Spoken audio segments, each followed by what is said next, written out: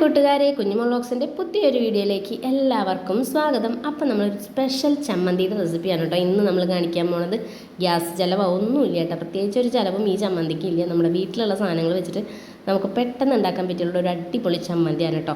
കറികളൊക്കെ കുറേ ഉണ്ടെങ്കിലും നമുക്കൊരു ചമ്മന്തി ഉണ്ടായാലാണ് ചോറിറങ്ങുന്നുള്ളവർക്ക് ഈ ചമ്മന്തി മാത്രം മതി കേട്ടോ കഴിക്കാൻ. സൂപ്പറാണ്, ഉണ്ടാക്കാൻ അധികം സമയവും വേണ്ട, പെട്ടെന്ന് തന്നെ ഒരു 2 മിനിറ്റിൽ ഉണ്ടാക്കി കഴിക്കാൻ പറ്റിയിട്ടുള്ള ഒരു അടിപൊളി ചമ്മന്തി തന്നെയാണ്.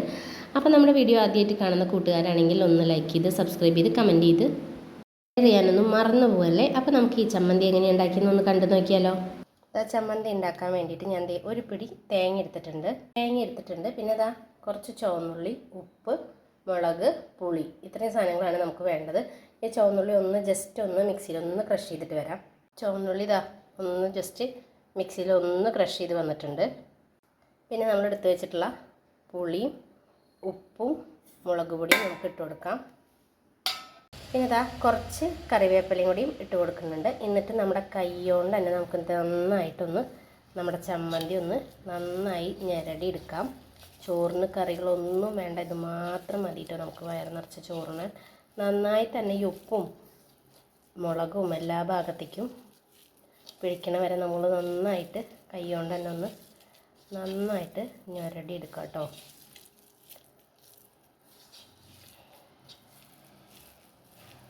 നല്ല മണം കേട്ടോ. നമ്മൾ മിക്സിയിലൊന്ന് അടിച്ച കാരണം തന്നെ നല്ല അടിപൊളി ടേസ്റ്റ് ആയിട്ടുണ്ട് കേട്ടോ. കണ്ട നല്ല ചമ്മന്തിയാണേ. പിന്നെ ഒന്ന് കുഴച്ചൊന്ന് സെറ്റാവുമ്പോൾ നമുക്ക് കുറച്ച് വെളിച്ചെണ്ണ ഒന്ന് ഒഴിച്ചു കൊടുക്കാം. നല്ല അടിപൊളി വെളിച്ചെണ്ണ ഒഴിച്ചു കൊടുക്കുന്നുണ്ട്. എന്നിട്ട് നമുക്കൊന്ന് കൈ കൊണ്ട് തന്നെ ഒന്ന് മിക്സ് ചെയ്ത് കൊടുക്കാം.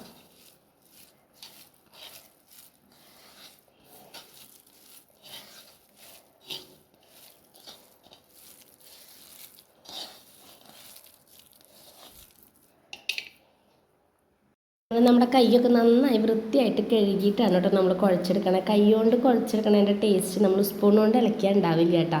നമ്മൾ ഉള്ളിയൊക്കെ നന്നായിട്ടൊന്ന് ജസ്റ്റ് ചതച്ചപ്പോൾ ആ നീരൊക്കെ കറക്റ്റായി പിടിക്കണമെങ്കിൽ നമ്മുടെ കൈ കൊണ്ട് തന്നെ നമ്മൾ നന്നായി മിക്സ് ചെയ്തെടുക്കണം. നല്ല ടേസ്റ്റുള്ളൊരു ചമ്മന്തിയാണ് കേട്ടോ. നമുക്ക് തീയൊന്നും കത്തിക്കേണ്ട, ഒറ്റ പരിപാടിയില്ല, ഒരു 2 മിനിറ്റ് കൊണ്ട് ഉണ്ടാക്കാൻ പറ്റിയിട്ടുള്ള ഒരു ചമ്മന്തിയാണ് കേട്ടോ. പെട്ടെന്ന് ചോറ് നമുക്ക് വയറ് നിറച്ചുണ്ണാൻ പറ്റും. ഇത് മാത്രം മതി കേട്ടോ. അടിപൊളിയാണ്, അടിപൊളി ടേസ്റ്റാണ് കേട്ടോ, ഒന്നും പറയാനില്ല.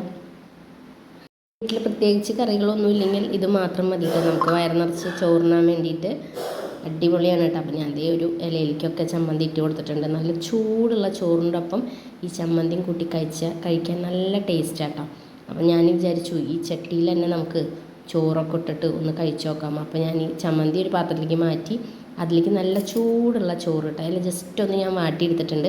അപ്പോൾ നല്ല ചൂടുള്ള ചോറ് തന്നെ വേണം കേട്ടോ. ചോറ് ഇട്ട് കൊടുത്തിട്ടുണ്ട്. പിന്നെ നമ്മുടെ ചമ്മന്തി ഇതാ കുറച്ചെടുത്തിട്ട് ആ ചോറിൻ്റെ ഒപ്പം ഒന്ന് കഴിച്ച് നല്ല ടേസ്റ്റ്, ഒന്നും പറയാനില്ല എൻ്റെ പൊന്നേ, സൂപ്പറാണ് കേട്ടോ. എല്ലാവരും ഒന്ന് ട്രൈ ചെയ്ത് നോക്ക്. നമുക്കിപ്പോൾ വായിക്ക് രുചിയൊന്നും ഇല്ല, അങ്ങനെയൊക്കെ ഇല്ല, കറികളൊക്കെ കുറേ ഉണ്ടെങ്കിലും നമുക്ക് ഒന്നും ടേസ്റ്റ് ഇല്ല എന്ന് വെച്ചിട്ടുണ്ടെങ്കിൽ ഇങ്ങനൊരു ചമ്മന്തി ഉണ്ടെങ്കിൽ വയറ് നിറച്ച് ചോറുണ്ടും, അത് ഉറപ്പാണ് എന്തായാലും. അപ്പോൾ ചോറ് നല്ല ചൂടുണ്ട് കേട്ടോ. അപ്പം ഞാൻ ചൂട് കാരണം ഇളക്കാനൊന്നും പറ്റണില്ല. അപ്പം ഞാൻ ആക്രാന്തം കൊണ്ട് പെട്ടെന്ന് കഴിക്കും വേണം. അപ്പോൾ ഞാൻ കുറച്ച് ഉരുളെടുത്ത് വേഗം ഒന്ന് ജസ്റ്റ് ഒന്ന് കുഴച്ച് ഒരു ഉരുള കഴിച്ച് അപ്പോൾ നല്ല ടേസ്റ്റ് ഉണ്ട് കേട്ടോ. അപ്പോൾ എന്തായാലും നിങ്ങളെന്തായാലും ട്രൈ ചെയ്ത് നോക്കുക കേട്ടോ. ഒരു ഉരുള കഴിച്ച് കഴിഞ്ഞാൽ പിന്നെ നമ്മൾ പിടിപിടുമ്പോൾ തന്നെ വേഗം തന്നെ അടുത്ത ഉരുള കഴിക്കാൻ തോന്നും. നല്ല ടേസ്റ്റാണ്, സൂപ്പറാണ്.